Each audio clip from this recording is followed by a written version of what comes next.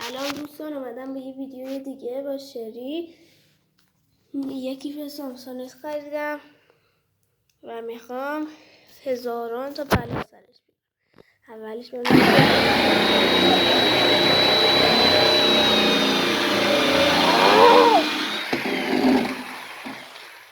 هیچیش نشد. غیر ممکنه. نگاه کنید یک کوچولو اینجا شد.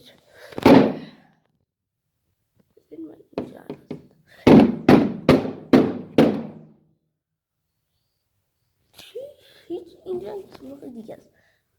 با آتش سوراخش نگاه کنید یک کوچولو اینجا سوراخ داره. توشه ببینید توش هیچی نیست. اینجا یک کوچولو پاره است ولی از تو هیچ معلوم نیست.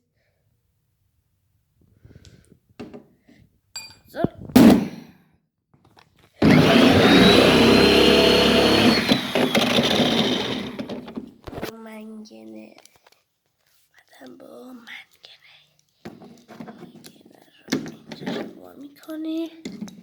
نمیرم رو اینجا خط من وقتی بود پیچ گوشه درلانه نمیتونم سوراخ تو اینجا گذاشت تو یک کوچولوش رفت بعدش هم در میاد. این توشه ببینه اینجاشم پکوندم خیلی گوچه برام بسش کردم. یا انگار از تو آهنه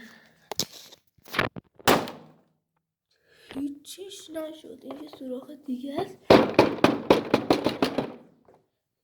آره دیگه درک میکنم چون با کیف سامسونگ با توش باید بذارم. دستم پاکید.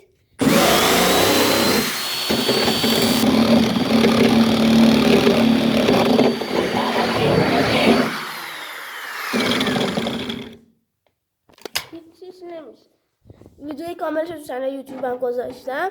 برای تیکه پاره کردنش لطفا حمایت کنید و لایک کنید تا بتونم براتون ویدیوی جذاب دیگه در مورد کیف و یه عالم چیز بذارم که بتونیم همه اینا رو بپکنیم. هیچیش نشد.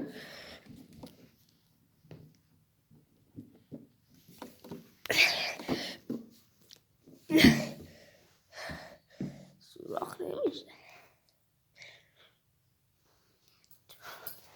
بذار فقط منگنه حروم کن.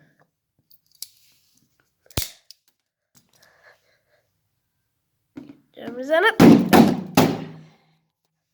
هیچیش نمیشه.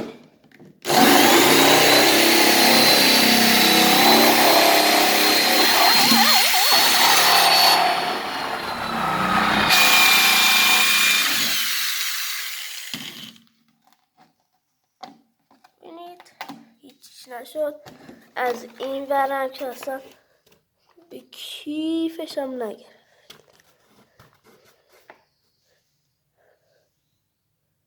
لطفاً حمایت کنید.